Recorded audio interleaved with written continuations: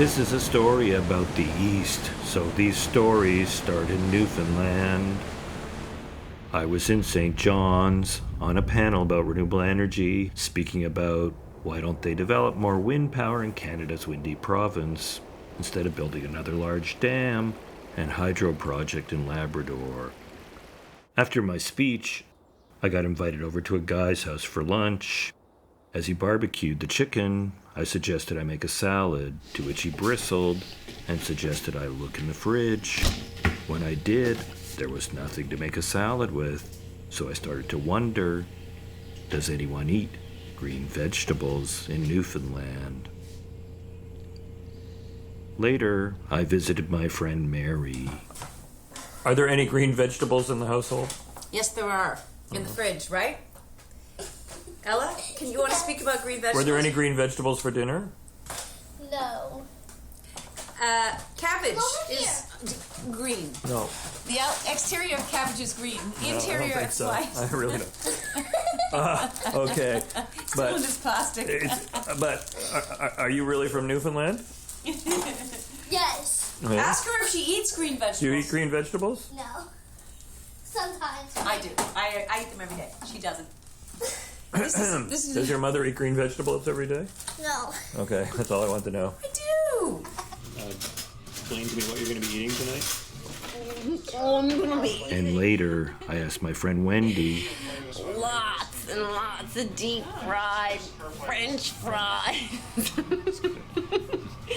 And pressure fried chicken. Look out, Colonel Saunders. Here it comes. Yeah! How many days a week are you eating green vegetables? Green vegetables, they all have to be green? Yeah. I can't think of that. That's the skull of a minke whale. Wayne Ledwell rescues whales that get caught by mistake in fishing gear or beached. Blowhole would be over here. Oh. Where's that? See here? Twin blowholes, twin nostrils. Wow. Brain is in here. So as far as I can tell, nobody eats green vegetables in Newfoundland. That's not true at all. Everybody eats green vegetables in Newfoundland. We eat dandelions here. Oh, dandelions. Yeah, you ever eat dandelions? Yeah. They're good. Oh, yeah, they're okay. They are like was one of the first greens that they eat around the communities in Newfoundland because it was the first nutritious growth that came up and it's like there was, but now very few people eat them. They hate them. This is an ornamental crab tree, and we find that our green vegetables grow really well in this. Oh yeah. So what are you growing in there? We're growing kale today. Yeah, that's good. It's a companion vegetable. You can see how good it looks. I've heard of companion planting. That's amazing. Yeah. I never thought of doing that. That's incredible. It's ready to eat now. Oh, great. So what, is Ready that to it there? harvest. Is that it there? So that's the first harvest in the spring. So your neighbors still talk to you? Yeah, they're not. They don't. They don't want to associate with us because they've heard things about being green and how Enemies awful of the state. that could be. Yeah, enemies of the state. So we're gonna dye the food. We thought red dye number 2 would be good. Then people wouldn't know that it was green, and then we would feel healthy too. And you'd be maybe labeling as reds. Oops. On Cape Breton Island, the joke's on us when next to our largest freshwater lake, Lake Ainslie, the provincial government issues an oil and gas drilling permit. Now, the drill pad will have a berm around it to protect in the unlikely event of a spill, that spill would be contained. There hasn't been a blowout in this type of well in God knows how long. The same risk of a jumbo jet airplane crashing into Lake I cannot guarantee that you're going to step out the door and get hit by a car. That you won't get hit by a car. No, we're not talking about cars. We're talking about the environment.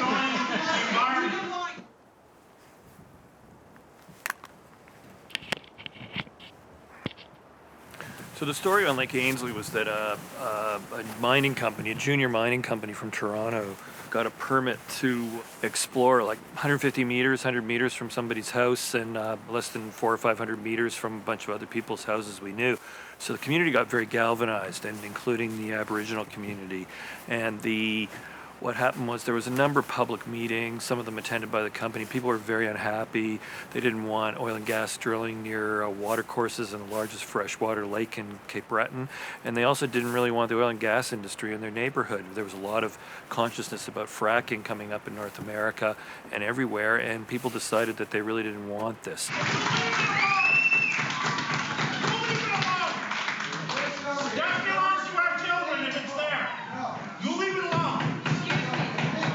Not lied to anybody, and we have never ever said we were going to frack this well. I've tried to make it very clear. No good for anybody here in Cape Breton Island. We will have to get water from the mainland. Is that what you people want? No, we don't want that. This time with Lake Ainslie, it was a very different playing field. We're the first time in our history that we were actually working with the non-Aboriginal community here of Winnemagi and from Lake Ainslie. So that gave us a lot of hope. So, yes, put this on YouTube and have the title, The Natives Are Restless. I like that one. They know we have title. They know that we have sovereignty. They know we have treaties that have been upheld by the highest courts of this land, even after they were challenged. So we knew our rights, and we asserted them, and we reminded them in very simple, plain language that we were going to assert who we were on this issue.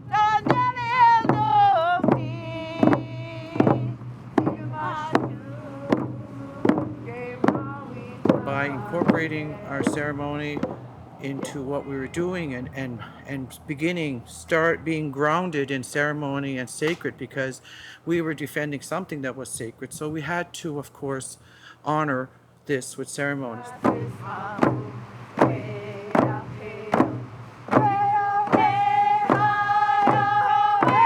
my people agreed to rescue the victims of shipwrecks 300 years ago almost, and promised to do that, for us it was a modern way of applying that law, that principle, that we were going to defend shipwreck victims, except they weren't shipwreck victims. They were people that were under stress and duress because their water supply was being threatened, and therefore all of us and all life was being threatened.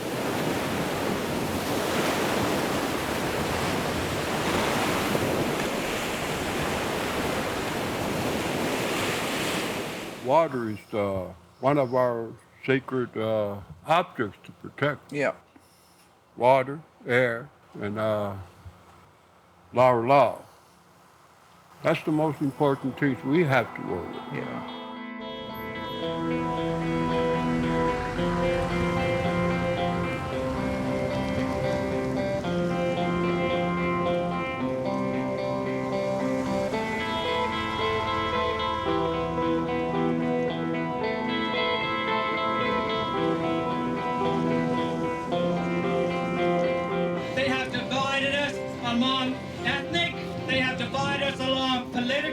And they have divided us along religion. Well, that stops here. We say no, and it's our right to.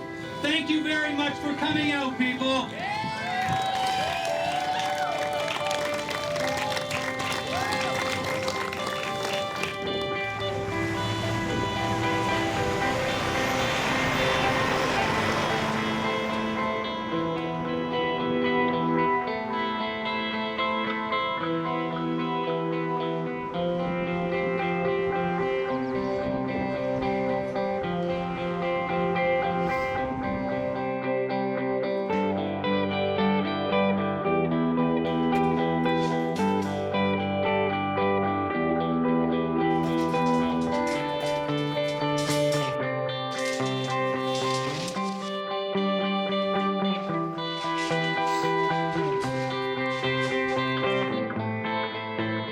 So when we wanted to do something like a business project, it wasn't just, you know, a business project because it would make money. You know, we weren't making a tank or a gun or, you know, some useful, you know, crap that ends up in the dump. What we were doing was we were working on a very specific project that was going to help alleviate a very specific problem in the jurisdiction that we lived in, and it was actually alleviating it in our neighborhood, which was to reduce coal burning.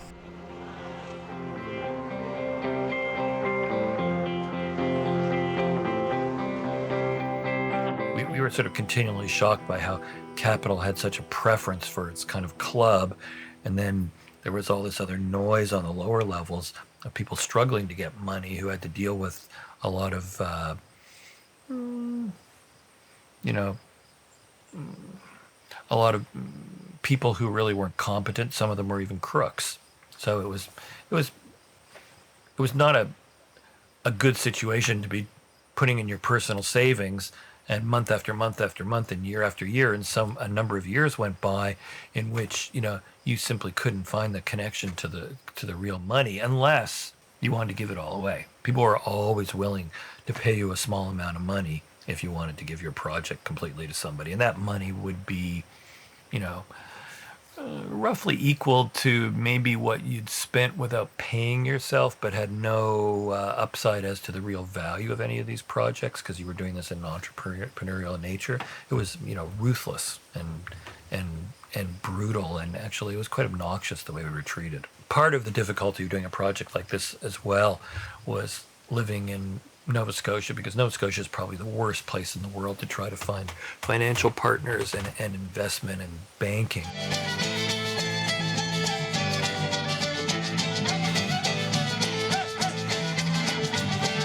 At that time, I like to say that if I had lived in Alberta and held a party to raise money for a wind project, that at the end of the party we would have $3 million. But in Cape Breton, at the end of the party, we would likely only have empties.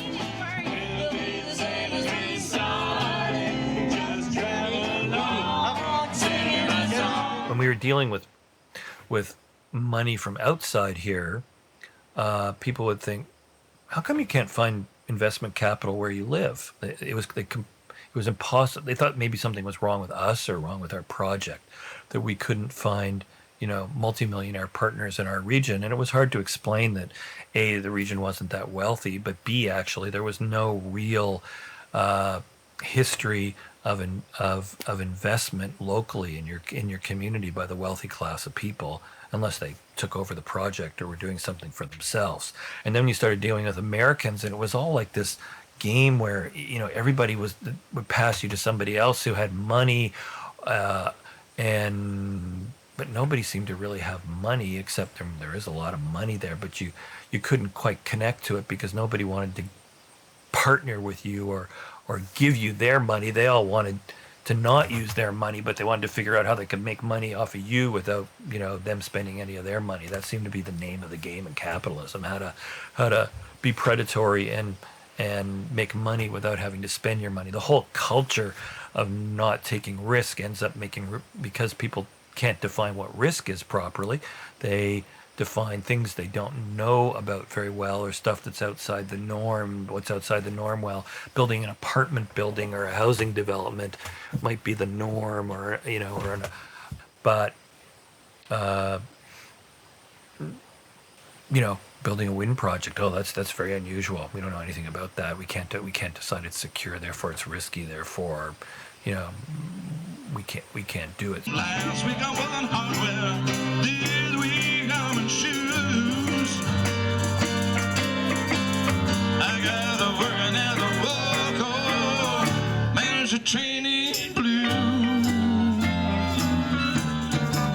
So it's about year 8, and Neal and I have this fully buildable wind project that we've had for about 6 years. And basically what's been going on is the drag between Canada being a tar sands nation and the people who have capital, either banks or wealthy individuals or pension funds, all being more interested in investing in expanding car lots or the tar sands, don't get renewables.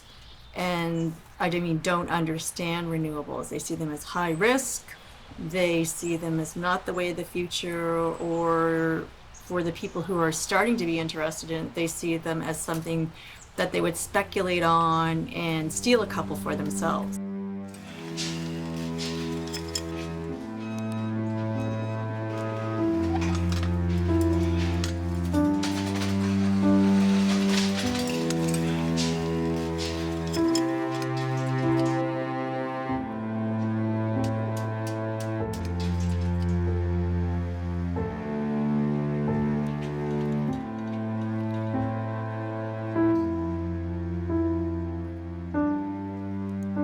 Since 2007, I've been co-chair of a group called Friends of Halifax Common, and one of the things that we've been attempting to do is to raise public awareness about Canada's oldest and largest Halifax Common. It was dedicated or granted to the citizens of the town of Halifax forever in 1763. This 240 acres of what was public open space has been significantly reduced. It's been occupied south to north, and off the 240 acres, less than 20 acres remains as public open space. This is not a proper public use of public open space. This wouldn't happen in Quebec, it wouldn't happen in Montreal, it wouldn't happen in New York. Why does it happen in Halifax? This is park space, it's not parking space.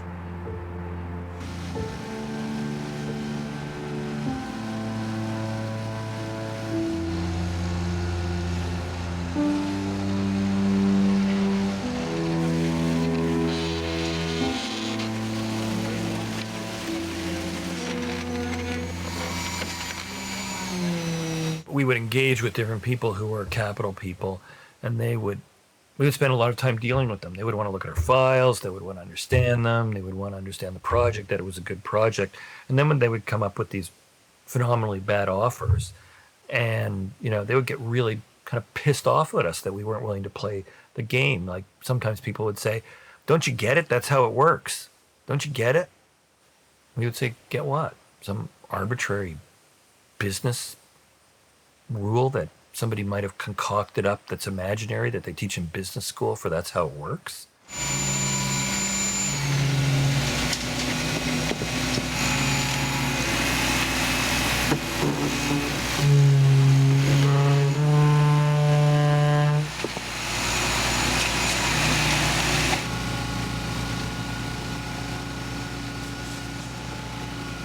We developed what I thought was a relatively good expertise at being able to understand predatory financial offers, and it came from looking at them over time and from rejecting them. But eventually, the habit we developed is someone would say how much they liked your project, they'd look at all your files, they'd tell you how great it was, and they were going to make you this offer, and they were going to be your 49% partner or not, and then they would send you an offer.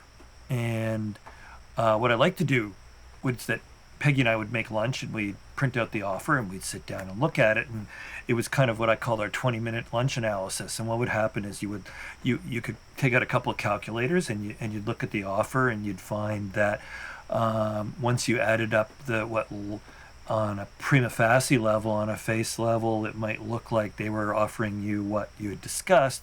What they actually were doing was using different matrices so that fees would pile on to fees, or else you would need more money, and then the cost of the money was higher. And eventually what would happen is you would look at the offer and you would realize that rather than kind of being a 50-50 kind of deal, it would be like a 90-10, and probably by the time the project built, it would be bye-bye, you get zero, you're out the door.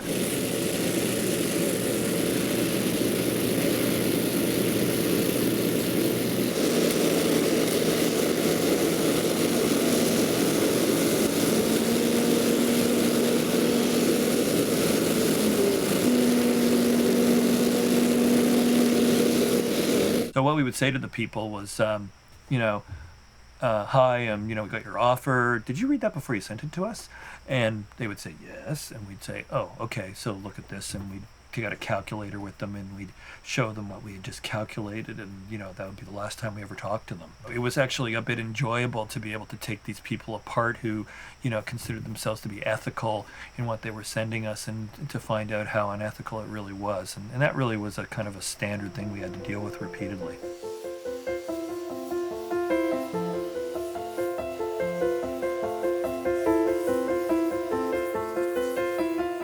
In some situations, people would become extremely frustrated with our ability to not want to give away the project for free or not give it away on bad terms. And, a couple of times people would get so frustrated, and I don't know where the statement came from, but they would say, God damn it, Neal, God damn it, Peggy, if you don't sign this bad deal, all you're going to do is go to the beach the rest of your life. And we would think, wow, what else would you want to do? It's one of my top 3 things I love to do in life.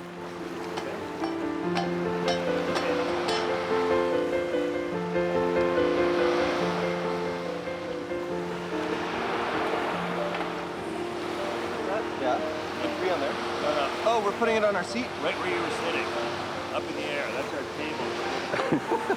All right. No garlic butter? Damn. I think people want to put milk products on their lobsters.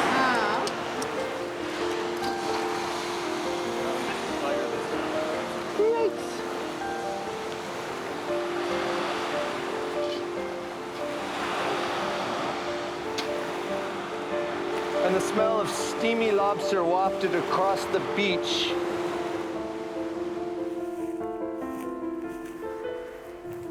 And the most amazing thing is, you have a market related to what you're growing. I know, it's great. It's been a long time coming. And a clientele.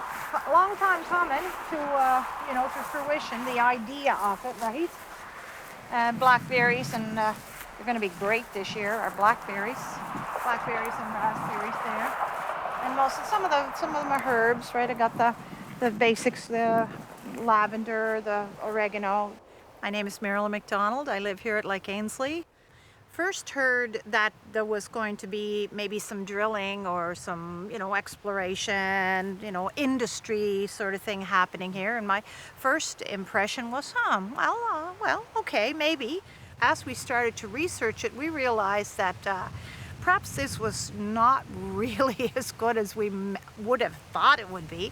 So we started digging more, and the more we dug about it and the more we learned about it, we realized this is just has to stop. And they were painting such a picture of economic development, and they had already set in motion the divisive strategy within our community, pitting neighbors against neighbors.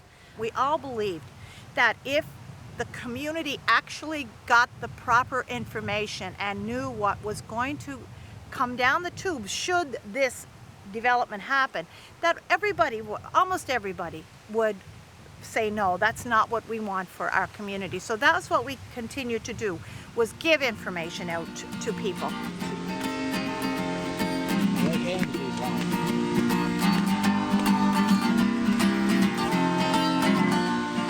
And it's 1, 2, 3, what are we drilling for? Don't ask me, I don't give a damn, just want a fracking van.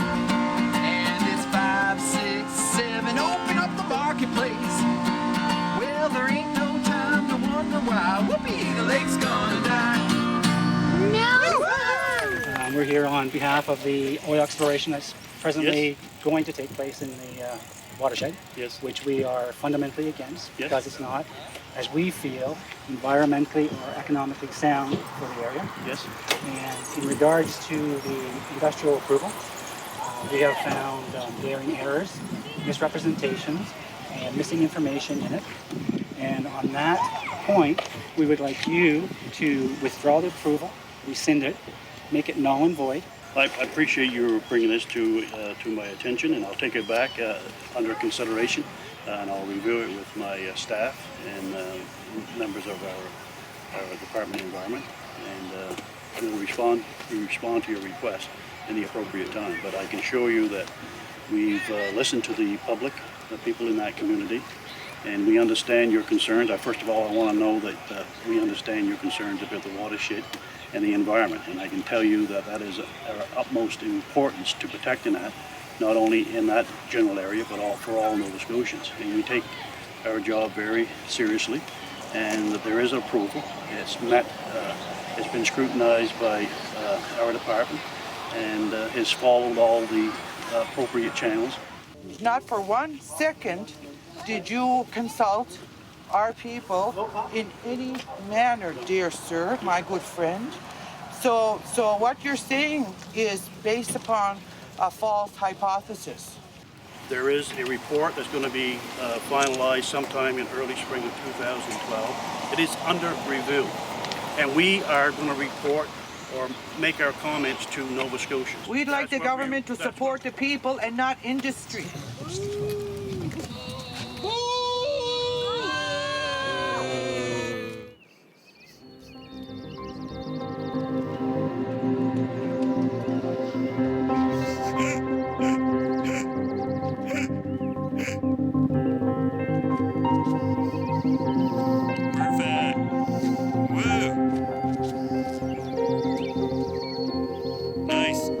One of the ways that we would describe the wind project at a certain point when we seemed to be going nowhere and there was no solution and you're under risk of losing your house, it was as if we had dug a hole and you were standing in a hole that was 10 or 12 feet deep. You couldn't jump out and nobody was throwing you a ladder or a rope. So what do?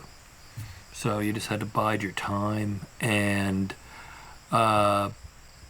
eventually something would come along that might work, and that was kind of the operating modality. Was, you know, if you had no way out and you were stuck in something, you just had to kind of work on it and continue.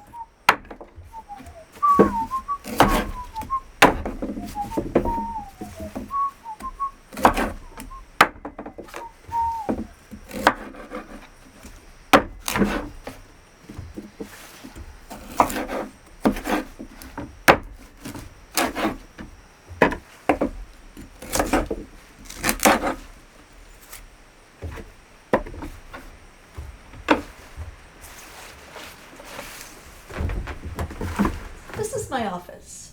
Top shelf, second from top, middle, and bottom shelf. Writing supplies, my agendas. Documents, my files. Monitor, found in the garbage. Printer, should be in the garbage. And telephone books, which don't seem to work that well anymore. And stuff. World travels. And at a certain point, I get a call. We're in Thailand on vacation, and I can't really even hear who it's from, but it's somebody, and they're asking me about renewable energy.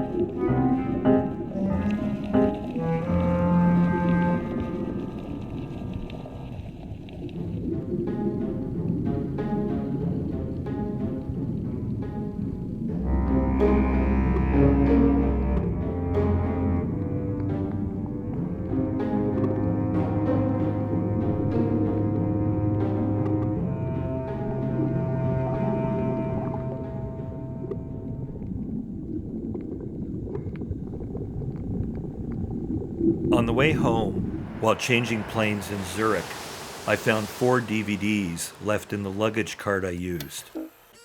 When I played them, I found they were a video of a wedding in India. The newlyweds, I figure, had ditched the DVDs on purpose, as upon returning to the West, they didn't want to be showing their wedding video to their friends.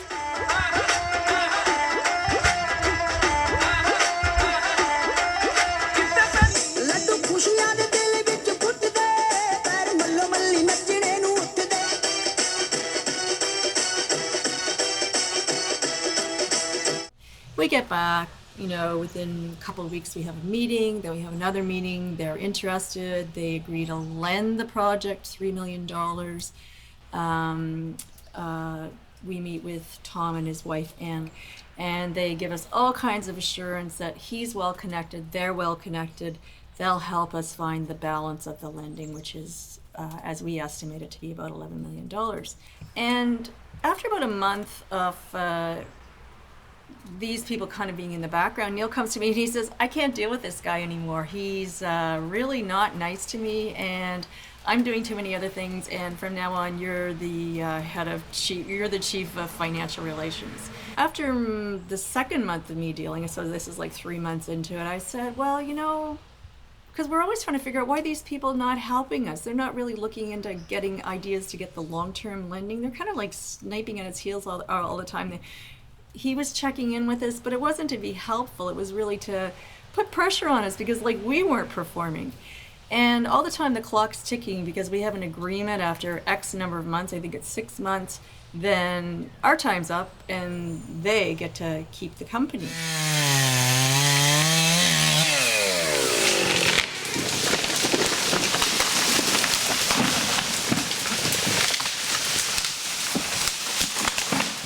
By month 5, we have a meeting with Tom. Neal's pretty clear. He says, you guys really have to take on some responsibility for doing what you committed to doing by saying you had all these connections with people with financing, and so far all you've done is nothing. And Tom pulls out a spreadsheet and says, well, you know, there's not going to be any more way to have any more money unless they're the majority shareholders. So we can see clearly that, oh, they had a different idea, then we had a different idea, and we're in trouble.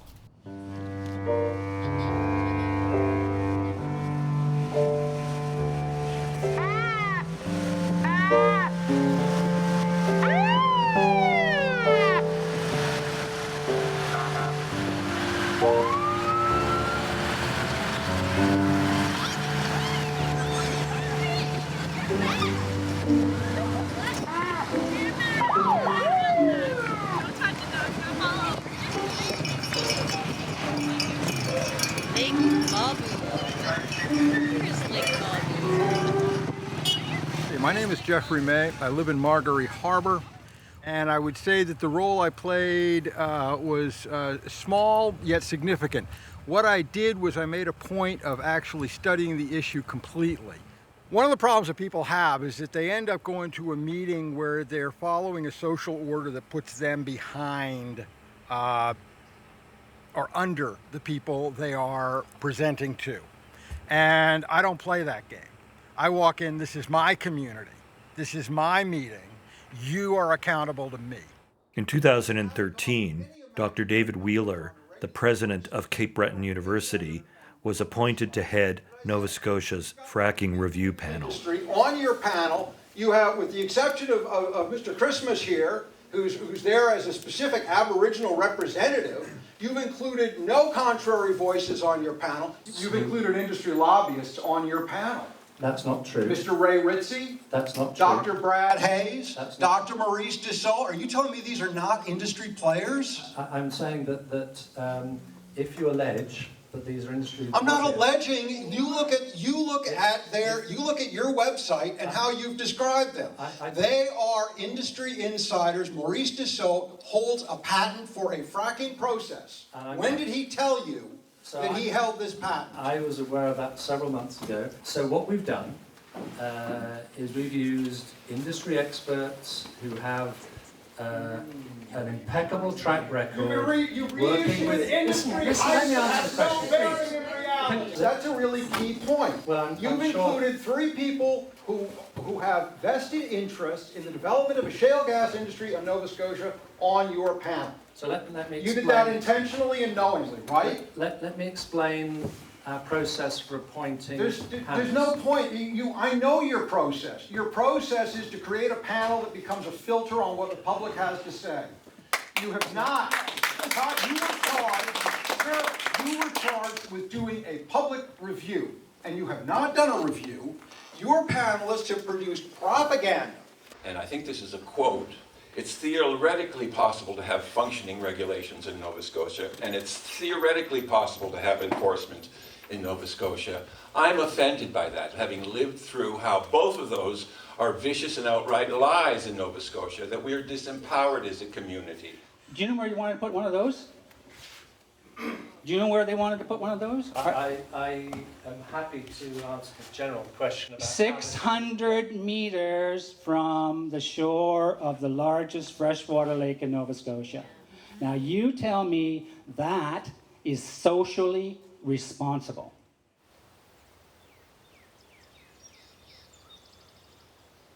One of the things that I had learned repeatedly over the years as an environmental activist was that if you want to win on an issue, you have to surround it, and you have to surround it in every possible way and use every technique you can possibly find and every piece of information you can possibly get your hands on. It's a form of squeezing the issue. Once you touch it in 100 places, that often a solution will appear.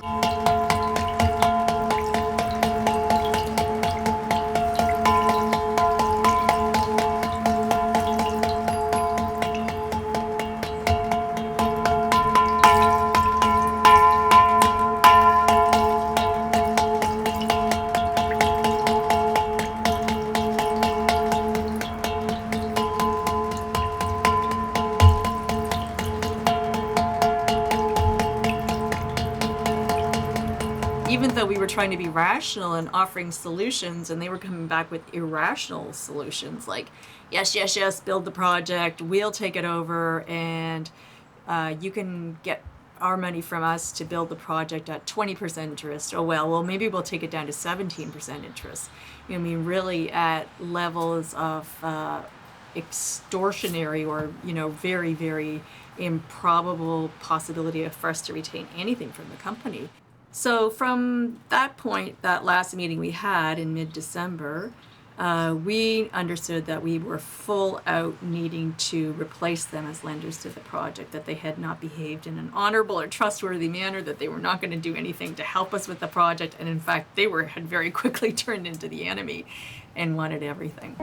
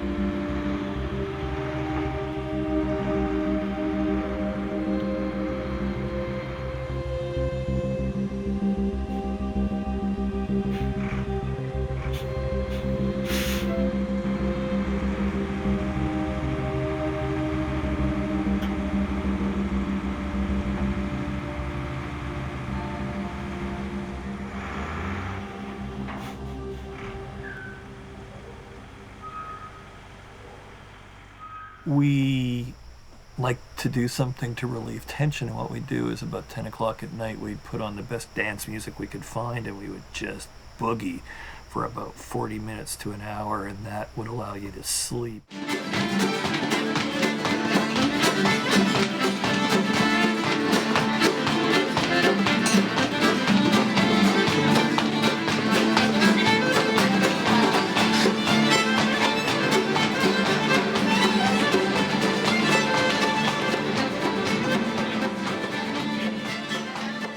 At 9 a.m. on February the 1st, 2013, a man entered my home without knocking and served me with the notice of seizure from our partners. 1 hour later, the wind turbine manufacturer called us and said that Tom, one of our partners, had just called to say he was boarding a plane to fly in to meet with them that day. He had told them that in 2 weeks, they would be the owners of Black River Wind. Our monster partner tried to pull the platform on us. There were certain pieces of the puzzle that didn't fit together. There were certain pieces that my other company, my hydroelectric company, owned, which has a small water turbine, and those pieces were owned by it until they were fully paid. And one of the things we found is that anybody who really had money was very cheap. and they didn't want to spend their own money unless they really had to, and so they were always trying to convince you that you should put in everything so that they could, effectively be in a position to grab it without having to pay you for the work you'd done. So even though our structure wasn't perfect, it at least allowed us to maintain a level of control where somebody couldn't steal from us what we were doing. We both had a lot of experience as activists, as environmental activists, and so we understood that there's never such a point that you can give up on something that you're fully committed to and that you really believe in.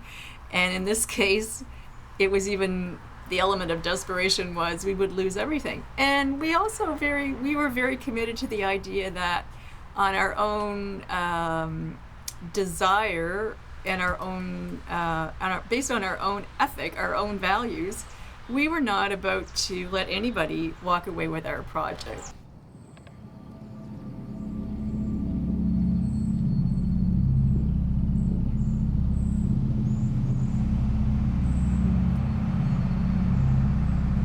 That's Armand.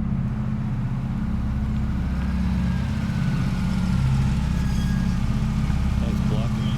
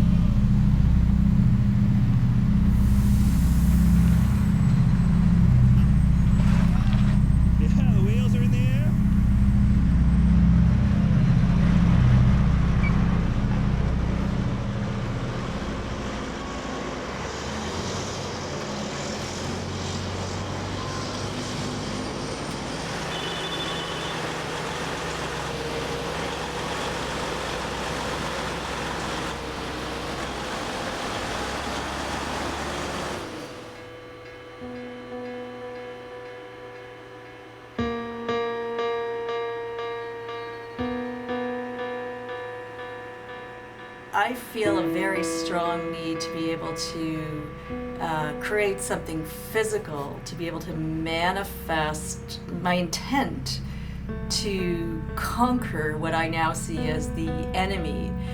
And so I have a little spool on my desktop. It's one of the leftovers from my mom, and my mom had all these little spools that she would put on wire coat hangers, and I kind of have kept it for a long time. It's like an artifact from another era. It's nostalgic, it's sentimental, and I think, oh, I could put this to good purpose. So I take that and I put through that 2 underwires from bras, and then I have a little pom-pom that's sitting on my desk. I guess my desk has everything, and I take that and I stick it on top, and it's got a little thread at the bottom of it, so by the time I pull it through, I have this figure with a tail. And then I take it and I think there's something I have to do to this figure to make it feel like it's being bad. So I go down to the basement, and I know what I'm going to do before I go down there. I go down and I get the staple gun. And this spool is really tough. It's like hardwood. So I have to go like whack, ka-ching, and it's echoing through the house because it's on the cement floor, and it's like an echo chamber. And so I go, and not all of them go in. So it takes me a long time to kind of give this little spool body of this little voodoo doll that I've created an armor. It's armored now, but it's also supposed to be feeling pain. So I'm kind of going like, take that, take that, take that, take that. Not with any anger, but just kind of giving it the message that it has to back off and smarten up. And I come up and show Neal, who's working away frantically at his desk, and he turns around and looks at it, and as soon as he sees it, he goes, yikes, kind of like physically he's alarmed that either I've gone to the dark zone or crazy. Part of me wants to say that's a bit much, but what comes out of my mouth is, oh, wonderful, that's fantastic, great. So then I take it and I hang it on my wall in front of my my laptop. And when there's something which is ongoing, like about 90% of what we're engaged at this point is horrific, I look up and I say, behave, smarten up, what are you doing? Stop. And so after a couple of days, I have to go back to Halifax because I got other things going on in my life, surprisingly. And I take it and I put it in a plastic bag to contain it. And then I think, well, that's not good enough. It could get out of the plastic bag. So I put it in the deep freeze. So when you opened up the freezer after Peggy left, it was going, let me out, let me out. And then when you put it in the box, I put it in a box in the freezer, and you open up the freezer, it would go, let me out, let me out, I'll be good, just give me, if you let me out, I'll be nice. And you felt like opening up just a little bit the box, and it would go.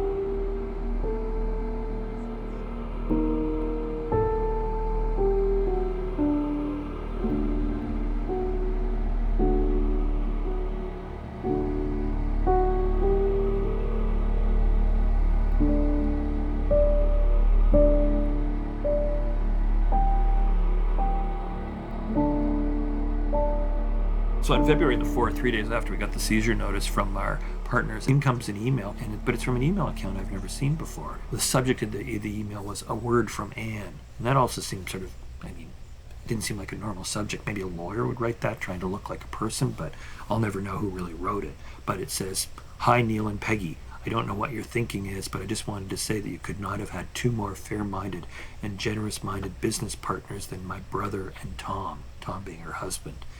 And that email, something about it made me feel very suspicious.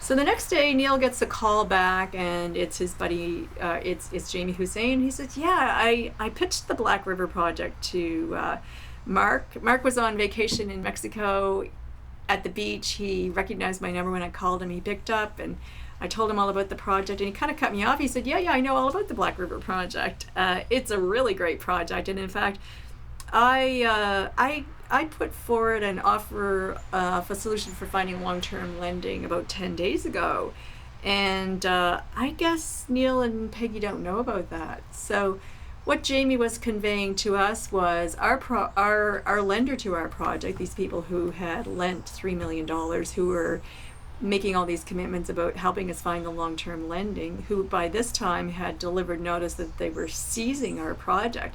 They had been shopping around our project, using our name of our project without our permission. They had obtained an offer of lending for $11 million. They had issued a notice of seizure to take over our project, and they weren't telling us. So we had a very different sense of what we were up against, because we now understood that they were not only just crazy and greedy, that they were completely dishonest. I'm Glenn Estel, and it was actually a trip to Newfoundland. I became inspired by the wind because I was camping and it was windy all the time, and I said, there's got to be something we can do with this wind. I got home, I was on a sabbatical, and I started researching wind energy on the internet and found out that in Europe they were doing something with the wind. So I thought what the wind industry might need is a business person to go apply their skills to it. So I entered the wind business in 2000 and built my first turbine in 2002.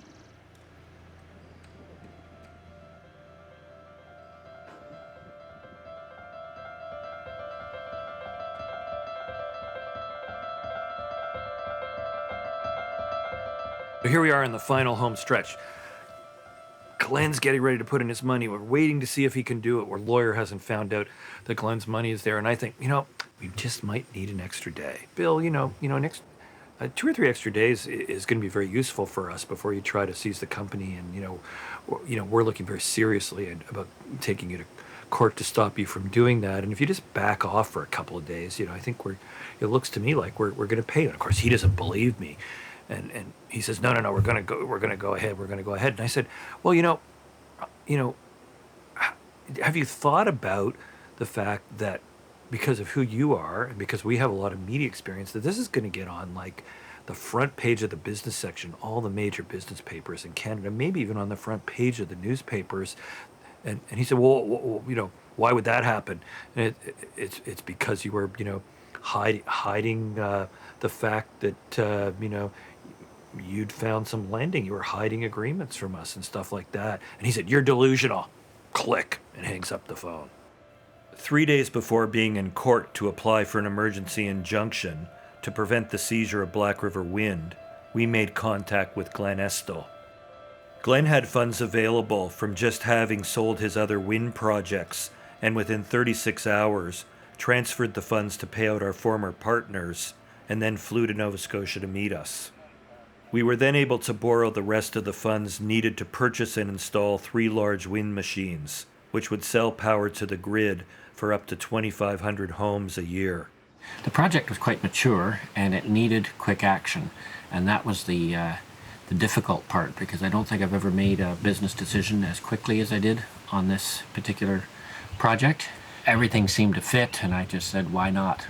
They need something. I'm in a position to do it.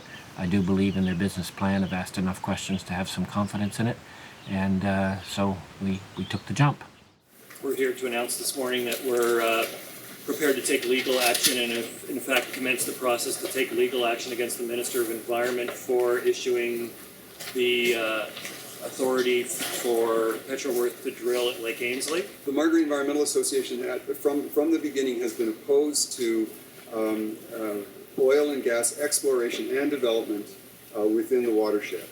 There have been other organizations that have been involved in this campaign and related campaigns. Many organizations and the media in particular have been focusing on fracking, and we want to make it clear that our concern is not, we are not saying that drilling is okay and fracking is bad, as was reported on CBC this morning. Yet actually what we are saying is that no oil and gas exploration or development should occur within the watershed.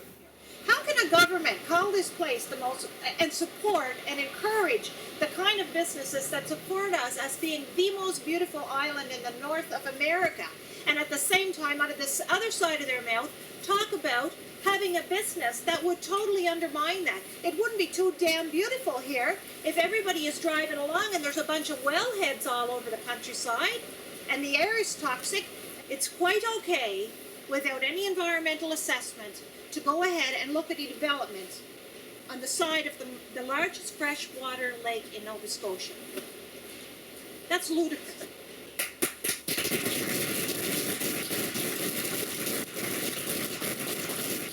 So the only way to really make them understand is to take them to court, because what we don't want here is the wrong precedent set.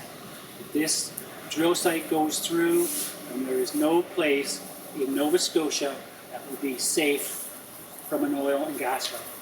If we're going to go to court, we had to raise the money beforehand, and remarkably, in about 3 weeks, we raised about $24,000 of a total of about $30,000 we needed once we made a deal with a law firm who was interested in doing some of these kind of cases, and we took the Minister of Environment to court. And the key factor, which is really a phenomenal kind of thing that happened and really was a very good thing to think about if you're working on an issue or somebody's working on an issue, is that we held a press conference to announce the court case against the Minister of Environment, and what took place the next day was the company's stock price dropped from 10 cents to 1 cent and then to a half a cent, and effectively that was the end of the company. It was really one of the only areas in North America where citizens have successfully fought and won against the oil and gas industry coming into their area. And similar kind of fight took place in the next province over in New Brunswick with huge participation from the Aboriginal community. There were almost 100 people arrested, and the government fell, particularly, I think, because of that issue, the provincial government in the following election. And we really didn't want that going on here, and we knew that if there was going to be oil and gas drilling, the Native community in this area had been quite clear that they were going to shut down the Trans-Canada Highway and to Cape Breton, and that was also the food supply for Newfoundland. So the issues were very serious, and we didn't want to have a situation where we hadn't tried every other technique to stop this before sort of the frontline people who would, be involved in those kind of protests on roads really started to run the issue. So in the end, it was a very happy story and very unusual story that a bunch of us who are volunteer that will start to work on issues and have a fair bit of experience won, and winning's important. Here we are, still in a beautiful place, and miraculously, we're still being able to survive here without that industry. We actually turned them away, and so, take that, anybody out there in the world who's up against the same situation.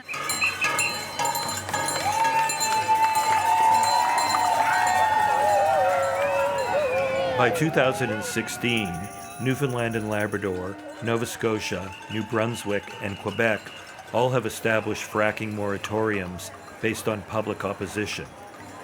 Eastern Canada has become one of the world's only frack-free zones, along with New York State and Vermont in the United States, Scotland and Wales in the UK, and Bulgaria and France.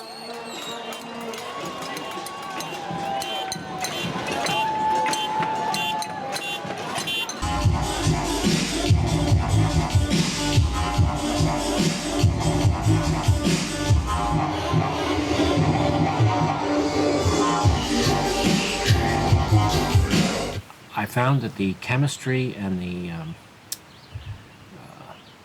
the values of Peggy and Neal and me were very similar.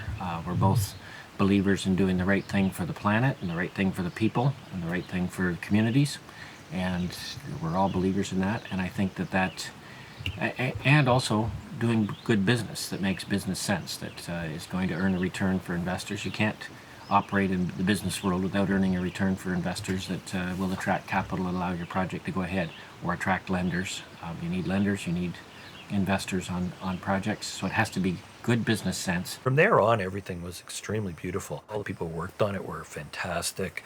I was shocked to find that the tradespeople who worked on the project were almost continuously within Nova Scotia, had been working on wind projects for almost a decade, so it wasn't a new industry at all. So all this bump about risk and it, being a new industry, that was just garbage. I remember the following week after the money came through, having dinner with two of the young project manager engineers on the project, and in the middle of dinner, I remember them saying, we wouldn't want to mess with you and Peggy.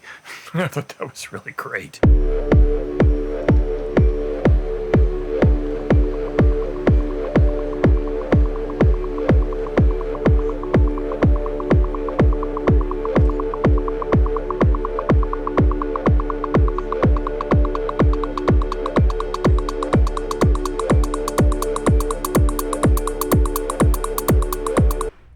in the end, the good vanquish, and we get a wonderful long-term lender to our partner. We get an investor in our partner. The bad guys have to go away, and the cookie box is still in the deep freeze. And when it came to deciding to burn it, I had a pot from my great-grandmother, dug a little hole in the snow and put it out in the snow. And normally if I put the box inside the pot, it fit kind of well. I didn't open the box. And normally if I start a fire with something, I start it with kerosene, but this time I said I'm using gasoline.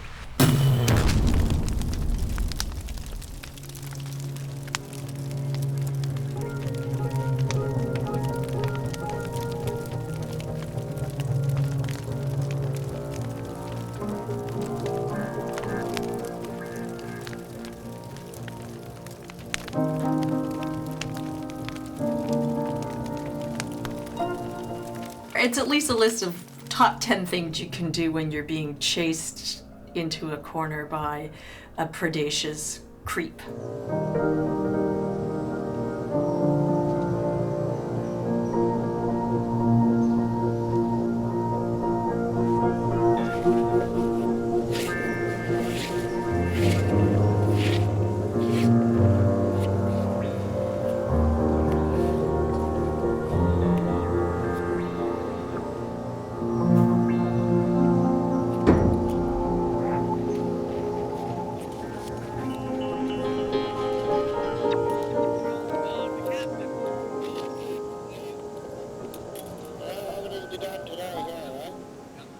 Sounds good. Yeah, that was the party, Neal.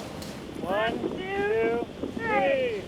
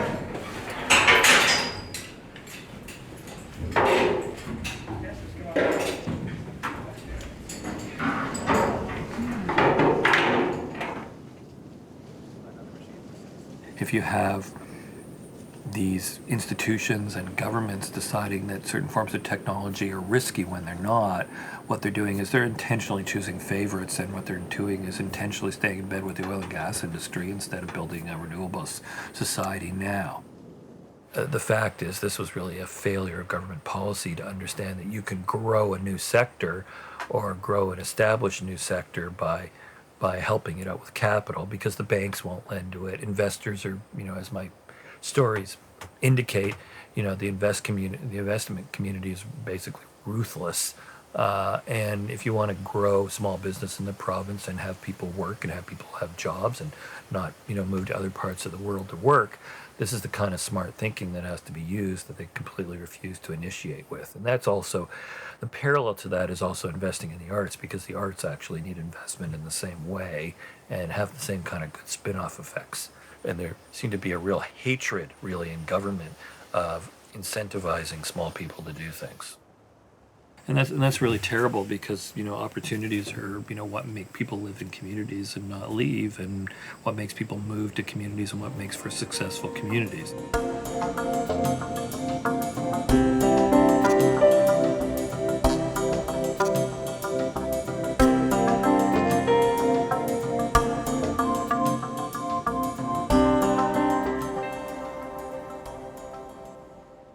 What's that? This is a Christmas tree. What do you do with it?